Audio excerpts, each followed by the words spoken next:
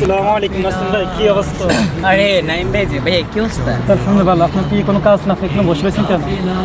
কি বলবো ভাইয়া, চিন্তা করতেছি দেশের পরিস্থিতি এমন তো অনেক খারাপ। আসছে 2 দিন পরে আমাদের জাতীয় নির্বাচন, কি হবে সেটাই ভাবতেছি। কি একটা দল তো ক্ষমতায় আসবে, তারা কি পারবে আমাদের দেশে পরিবর্তন করতে?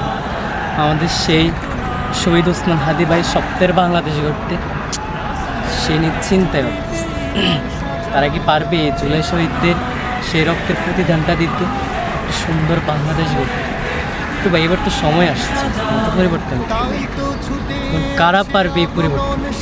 আমি এটা ভাবতেছি আমার জীবনে প্রথম ভোট কোথায়।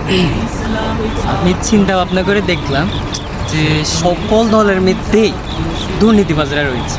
আমি ওই দিন দেখছিলাম সোশ্যাল মিডিয়া, আমাদের ইনকিলাব মঞ্চের ওই জাবের ভাই আছে না, যে ওই দিন গুলিবিদ্ধ হয়েছে উনি, ওনারা সবাই মিলে যারা এমপি প্রার্থী ঋণ খেলাপির নামে আছে তাদের নামটা জনগণের সামনে তুলে ধরেছি। তো আমি দেখলাম সকল দলের মধ্যেই কিন্তু অধিকাংশেই ঋণ খেলাপির নাম রয়েছে, কিন্তু একটা দল যারা ঋণ খেলাপির নাম নেই যাদের মধ্যে, সেটা হচ্ছে যারা অনেস্টির সাথে কাজ করে যাচ্ছে। দেখো তো আমাদের এলাকায় কিন্তু সবাই অনেস্ট, ভালো কাজ করে, তো খারাপ কাজে তাদের নাম, সেটা হচ্ছে বাংলাদেশ জামায়াত ইসলামী। তারা আমি মনে করি দেশে ক্ষমতায় আসলে তা আমাদের সে স্বপ্নের হাদি ভাই, স্বপ্নের বাংলাদেশটা গড়ে তুলবে।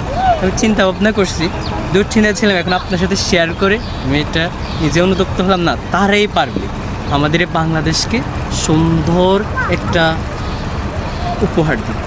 তো প্রিয় ভাই, আমি আপনাকে বলবো আপনিও দিবেন বাংলাদেশ জামায়াত ইসলামী ভোট, আমিও দেবো, এবং জনগণকে আগামী 12ই ফেব্রুয়ারি নির্বাচন আপনিও বলবেন, আমিও জনগণকে উদ্বুদ্ধ করব।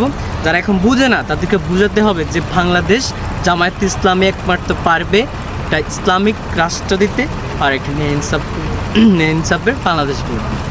প্রিয় ভাই, আমরা বাংলাদেশ জামাত ইসলামীকে ভোট দিব। বাংলাদেশ জামাত ইসলামী পারবে আমাদের স্বপ্নের বাংলাদেশটা উপহার দিতে।